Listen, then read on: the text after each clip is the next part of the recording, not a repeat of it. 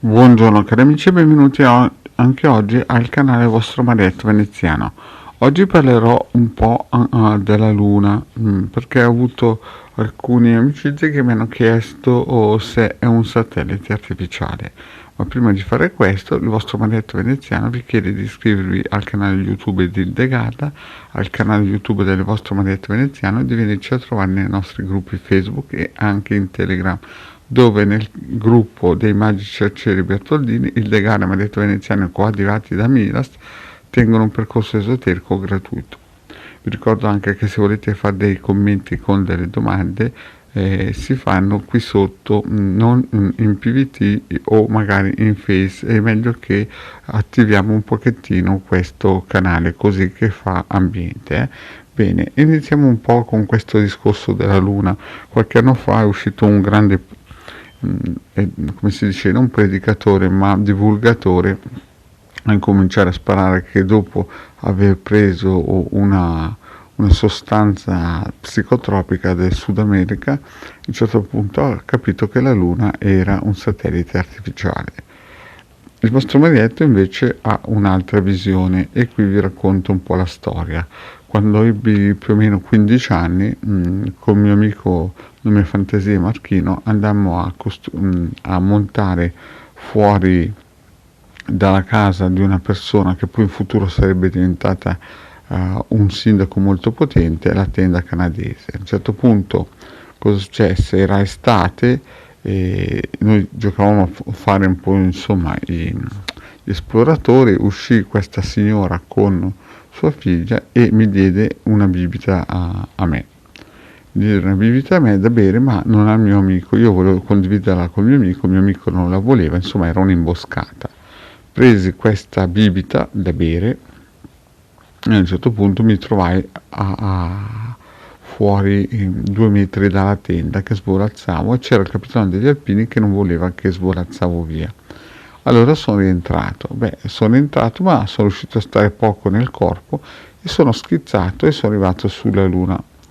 La Luna prima di tutto è rotonda come la Terra, non è piatta ma è rotonda, perché da là guardavo la Terra e continuavo a gridavo con uno stesso perché pensavo di essere morto e non riuscivo a capire dove in un certo senso ero andato a finire, cioè capivo che ero sulla Luna ma non riuscivo a capire come potevo essere morto e non andare attraverso il tunnel di luce. Insomma, ero preoccupatissimo e camminavo sulla Luna. A un certo punto, tu che grido io, arriva il guru del mio babbo, no?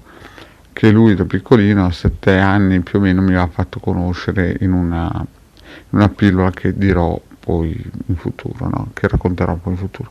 Insomma, questo tipo parlava anche la mia lingua perché ci eravamo già conosciuti quando avevo 7 anni, quindi andavo sul sicuro. Gli dico, guarda, io sono qui e sono spaventatissimo, che si fa? Lui mi guarda, mi dice, adesso ti voglio far vedere una cosa, non preoccuparti perché tu stai bene. Morale della favola, cosa succede? Mi sparisce di nuovo e gli dico, ma dove caspita è andato?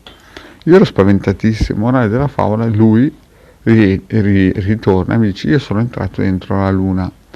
E mi dice, vieni con me. E io dico, ma non sono capace di entrare dentro la Luna. E lui mi prende per mano e mi trascina dentro proprio la roccia e arriviamo sotto dove ci sono dei bunker. E dentro questi bunker c'erano praticamente delle, non trappole, ma diciamo prigioni e uffici dove praticamente c'era un gruppo di soldati che facevano, come si suol dire, degli esperimenti su delle persone, no? E io dicevo, ma scappiamo perché qui se ci prendono ci distruggono questi qua. E il santone, il mistico, e l'avatar mi guarda e mi dice non aver paura perché noi siamo di un'altra vibrazione. Morale della favola, mi fa vedere tutte queste cose qua. Io spaventatissimo perché era proprio uno zoo dove tenevano dentro delle persone ed eravamo sulla Luna. A un certo punto io pensavo, ma allora la Bibbia è tutta sbagliata perché dicono che non esistono niente a riguardo della Luna. Io pensavo in fondo che fossero extraterrestri, in realtà erano esseri umani che avevano le conoscenze per per andare sulla Luna, quindi sto parlando di più di 40 anni fa.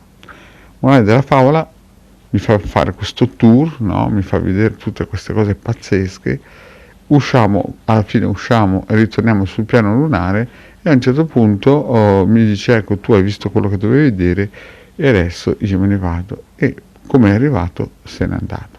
Io ero spaventatissimo e dico adesso come faccio?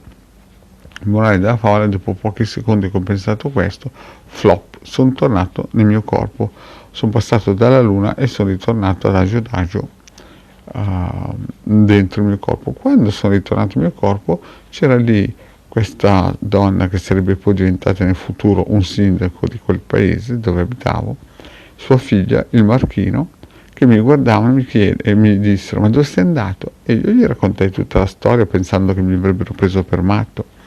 In realtà loro, almeno la mamma, questa signora che faceva sedute spiritiche e quant'altro, ci credette. Allora io cosa feci? Corsi a casa, montai la tenda, corsi a casa e mentre andavo a casa, tanto per cambiare, incontrai il mio padrone di casa e gli raccontai cosa è successo. Gli dissi guarda che la Bibbia è tutta sbagliata perché qua la storia è che sulla Luna c'è già la gente che ci vive alla grande. E lui mi disse guarda io questa storia la so, non sei il primo che sei andato a camminare sulla Luna, ma devi capire che non puoi andarlo a dire in giro perché ti prenderai vero per pazzo. Al che il vostro marietto corse a casa, lo disse a suo babbo, no?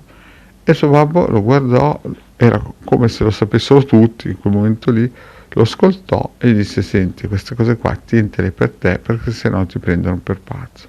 Il vostro marietto chiaramente aveva la lingua lunga e corso giù in piazza dopo qualche giorno e raccontò questa cosa qui. Alla fine ero diventato il giullare del paese e mi stetti zitto e non raccontai più niente. Quindi che la Luna sia un satellite fatto di metallo è impossibile perché io ho visto proprio terra, però è vero che sulla Luna ci sono già delle basi sottoterra che sono almeno lì da 300 anni. Allora uno si può domandare ma chi è che le ha costruite? Le hanno costruite i Sarmadi, quelli che stanno nell'est, che hanno queste conoscenze magiche, possono viaggiare nel tempo e sono andati a prendere delle conoscenze a livello fisico per poter costruire e sono su da 300 anni. Quindi una volta c'è stato un astronauta che ha raccontato praticamente la stessa cosa ed effettivamente è proprio così. Noi sulla Luna siamo da 300 anni, che poi l'uomo abbia dovuto fare degli allunaggi falsi per poi testimoniare che ci è riuscito ad arrivare per il popolino è anche vero, però che l'essere umano di questa era è già sulla Luna fisicamente è da più di 300 anni.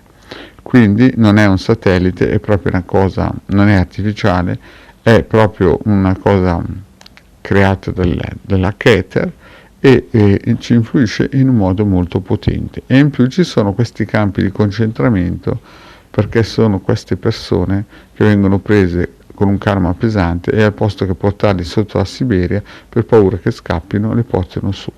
Bene cari amici, anche per oggi il vostro marietto ha detto tutto, vi ringrazio di avermi seguito fino a qui e ci sentiamo alla prossima pillola. Grazie cari amici e alla prossima, ciao.